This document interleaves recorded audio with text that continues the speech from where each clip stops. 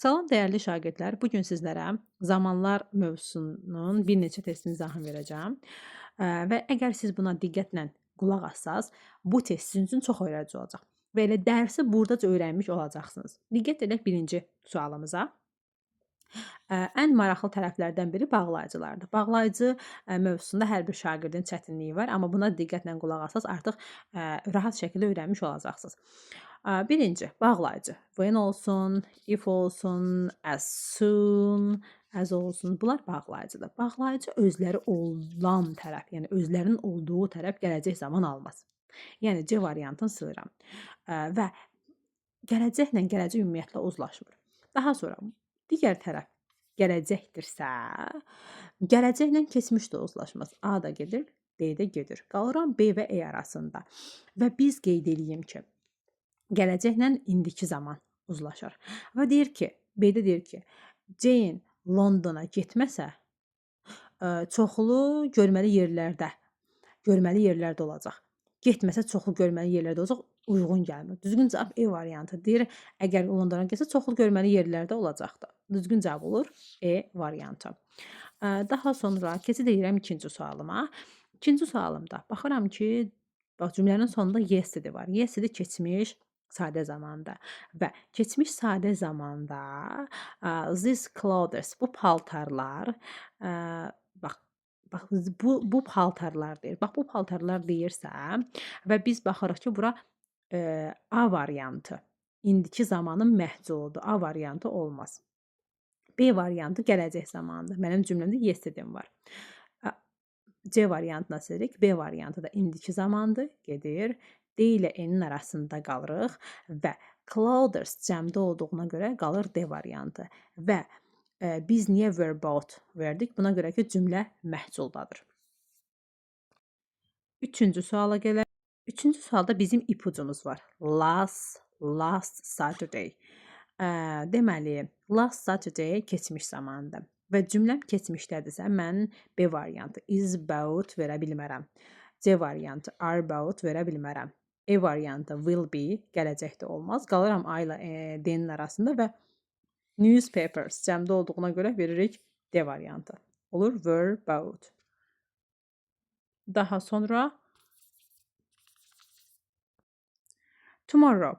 Tomorrow hansı zamandır? Gələcək zamanın göstəricisidir. Və dəyərli şagirdlər, sizə bunu qeyd edeyim ki, biz tomorrow gördüksə biz əmizər plus ing verə bilərik, to be going to verə bilərik və will, shall verə bilərik. Tomorrow varsa biz A variantı keçmiş zaman verə bilmərik. Bu keçmiş zamanın məhculudur. D də keçmiş zamanın məhculudur. B, are packed, yəni bu da indiki sadə zamanın məhculudur. C variantı doğru cavabdır. E variantı da indiki sadə zamanın məhculudur. Tomorrow gələcək zaman olduğuna görə biz will be packed veririk. 5-ci sualımıza baxaq. In the 50s deyir. 50-ci illərdə deyir. Bax, Guinness Rekordlar kitabı 50-ci illərdə deyir, nəşr olunubdur. Və bu keçmiş zamana istinad etdiyinə görə və of-dan əvvəl book təkdə olduğuna görə biz veririk B variantı, was published. A ona görə verməliyik ki, of-dan əvvəlki book təkdədir. C variantı keçmiş zamana istinad veribdir. Biz C verə bilmərik indiki zamanda. D variantı da həmçinin, E variantı da gələcək zamanda olmaz. Doğru cavab olur B variantı. Daha sonra dəyərli şagirdlər, keçid edirik 5-ci sualımıza, 6-cı sualımıza. Yesterday. Baxın, cümləmizdə bizim yesterday var. Bu hansı zamanın əlamətidir? Keçmiş, sadə zamanın əlamətidir. Və mənim əndim var. Demək, əndin sağını da, solunu da eyni zamanda verməliyəm. Yəni, sağı da keçmiş sadə olur, solu da keçmiş sadə olur. A variantı, write indikidir, keçmişi wrote-dur. Daha sonra, send indikidir, send keçmişdir. Bizim doğru cavabımız olur A variantı. Digər variantların izahını verəcəm. B variantı. Birinci hissə keçmişdir, ikinci hissə indiki zamandır. C variantı, mənim əndim varsa, əndin sağı da, solu da eyni zamanda olmalıdır. C-nin bir tərəfi have written indiki bitmiş, sent keçmiş olmaz. D variantı. İndiki bitmiş olmaz. Mənim yesterday'm var. E variantı da indiki sadə. Ancaq mənim yesterday'm var. Keçmiş zamana istinad edir. Keçid edirik 7-ci sualımıza. 7-ci sualımızda cümlənin ortasında, when cümlənin ortasında gəlib. Dəyərli şagirdlər, qeyd edirəm ki, istər when cümlənin əvvəlində gəlsin, istər if cümlənin əvvəlində gəlsin, özündən sonra gələn özü olan hissədir. Bunu da qeyd edeyim ki, istər cümlənin ortasında gəlsin, yenə özündən sonra birbaşa gələn özü olan hissə hesab olunur. Və bağlayıcının özü olan tərəfə mən qeyd edeyim ki, gələcək zaman verə bilmərik. C variantı getdi. Digər hissəyə, bu hissəyə baxıram ki, bu hissə gələcəkdədir. Və gələcəklə biz indiki zamanı uzlaşdırırıq. Gələcəklə indiki uzlaşır. Gələcəklə keçmiş uzlaşa bilməz. Və ona görə də gələcəklə keçmiş uzlaşmadığına görə mən A variantı keçmişi, B variantı keçmişi silirəm. Qalıram D ilə N-in arasında, ikisi də indiki zamandır. Ancaq agreement təkdə olduğuna görə mən verirəm E variantı. Və razılaşma imzalandı. Yəni bu məhculdadır. Çünki razılaşma özü-özünü imzalamaz. Razılaşma kimsə tərəfindən imzalanar. Gəlirik biz 8-ci sualımıza. 8-ci sualda if veribdi cümlənin əvvəlində. Digər hissəyə baxıram. Digər tərəfdə will veribdi. Deməli, if olan tərəfə, yəni bu tərəf gələcəkdirsə, if olan tərəf indiki zaman olacaq. Çünki indiki ilə gələcək uzlaşır. Və B variantı gələcək, E variantı gələcək uzlaşmaz. Qalıram A, C, D arasında. Və C variantı keçmişdədir. Çünki cats indikidir. Coats keçmişdir. C getdi. Qalıram A ilə D-nin arasında. Deyir ki, tərcümə ilə qoyuruq. Çünki A variantı da, D variantı da hər ikisi quruluş baxımından düzdür. Ancaq tərcümə baxımından burada seçməliyik. A-da deyir ki, əgər Ted erkən qatara çatsa, o zamanında orada olacaq. A variantı düzdür. Amma D-də deyir ki, əgər deyir o erkən, yəni vaxtında qatara çatmasa, o vaxtında orada olacaq. Xeyr.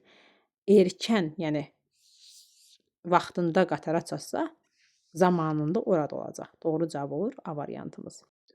9-cu suala gələk. Baxın, çox şagirdin yanlış etdiyi bir testlərdən biri budur. Mən avtomatik şagird baxır ki, last year var. Last year var. Keçmiş sadə zaman. Xeyr dostlar, diqqət eləməlisiniz ki, burada since last year deyir. Yəni artıq since last year varsa, indiki bitmiş zamana istinad edir. Çünki biz demişdik ki, since-dir, for-da indiki bitmiş zamanın əlamətidir. Ancaq since last year deyəndə, bax, last year normalda keçmiş sadə zamandır. Ancaq since last year olduqda indiki bitmiş zaman olur. A variantı keçmiş sadə zaman olmaz. B variantı gələcək zamanda olmaz. D variantı indiki zamanda olmaz. Qeyd edeyim ki, A variantı keçmiş davam edici zamandır. Üzr istəyirəm. Were working keçmiş davam edici zamandır. C variantı keçmiş sadə zamandır, gedir. Doğru cavab olur. E variantı indiki bitmiş zaman. Dostlar, bunu da qeyd edeyim ki, were working keçmiş davam edici zamandır. 10-cu suala baxaq. While. Baxın, mənim bağlayıcım var burada. Bağlayıcı əslində çox şagirdin çətinlik çəkdiyi bir mövzudur. Ancaq həqiqətən bağlayıcını biz gördükdə çox rahat şəkildə tapırıq. While. Bax, while-ın özü olan hissə traveled, keçmiş sadə zamandır. Artıq burada bizə nəyi istinad edir? Çünki biz bu tərəf keçmişdədirsə, digər tərəfdə keçmişdə olmalı. Çünki keçmişlə keçmiş uzlaşır. Keçmişlə nə indiki, yəni tərkibində indi olan heç bir şeylə keçmiş zaman uzlaşmır. Ancaq since bağlayıcısından başqa, yenə qeyd edirəm, since bağlayıcısı özü olan tərəf keçmiş alır, digər tərəf indiki bitmiş alır. Bu sadəcə since bağlayıcısına aiddir. Qalan bağlayıcıların heç biri sən indiki ilə keçmişi uzlaşdırmazsan. Ona görə A variantı gedir. Bu indiki bitmişdi. Amma bəzi şagirdlər deyir ki, ay müəllim, bax bu indiki bitmişdi. Bəli, indiki bitmişin də tərkibində indi sözü var. Yəni ona görə A variantını silirik. B variantı. Gələcəklə keçmiş uzlaşması B də getdi. Daha sonra D variantı. Do, take. Bu da hansı zamandır bizim dostlar? indiki sadə zaman D-də getdi. Qalıram C ilə N-in arasında. Baxın, take indikidir, bunun keçmişi took-dur. Artıq mənim sual cümləm varsa, sual cümləsində mən diddən istifadə etdiyimə görə əsas feil, yəni took keçir take formasına. D düzdür. Amma E variantında D yox, üzr istəyirəm, C variantı düzdür. Yəni izahım verirəm, C variantı. E variantı ona görə səhvdir ki, did took olmaz. Did take olardı. Daha sonra dostlar 11-ci testə gəlirik.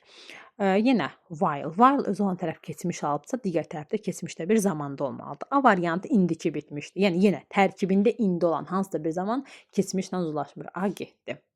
C variantı yenə keçmişlə gələcək uzlaşmaz. C-də getdi. E variantı indiki davam edici zaman uzlaşmır, getdi. Qalıram D ilə B ilə D-nin arasında, B və D-nin arasında qalıram və gəlin indi bunu dərindən izah verək.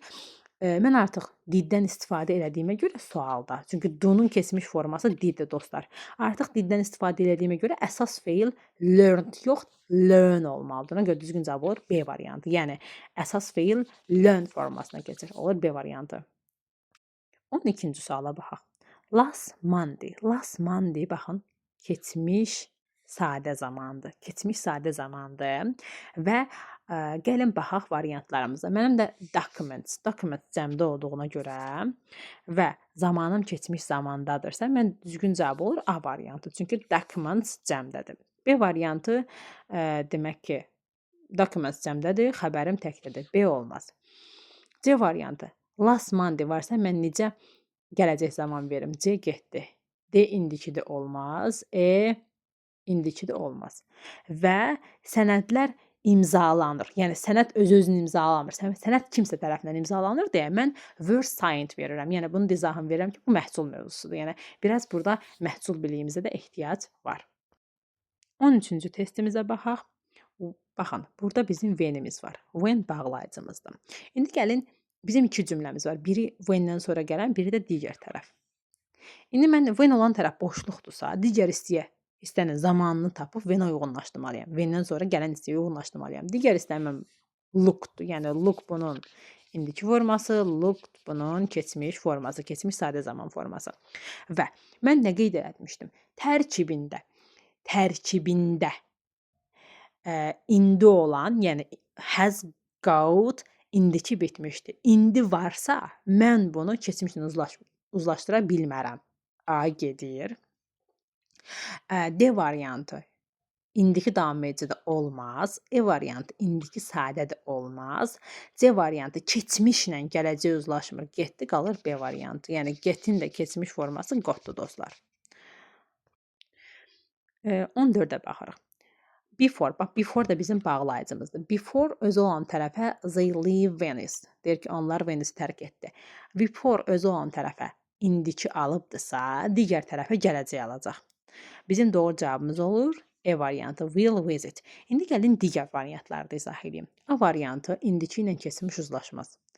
Before özü olan tərəfə indiki alıbsa, digər tərəfə gələcək alır. Deməli, D variantı indiki bitmiş getdi. B variantı burada yenə before özü olan tərəfə indiki alırsa, digər tərəfə gələcək alar. B variantının bir yanlış cəhəti də budur ki, turist cəmdədir. Mən he-she, it-də feilin sonu indiki zamanda s-es alır. Artıq you-vi-zeydə, məsələn, tourists zey deməkdir. Mən visits verə bilmərəm, visit verməli idim. C variantı da planlaşdırılmış gələcək zamandır. Ancaq burada to be going to olmalıdır. Bunun to'su yoxdur deyə yanlış hesab olunur. Doğru cavab olur E variantı. 15-ci sualımıza gəlin baxaq. Rainforest deyir. Rainforest.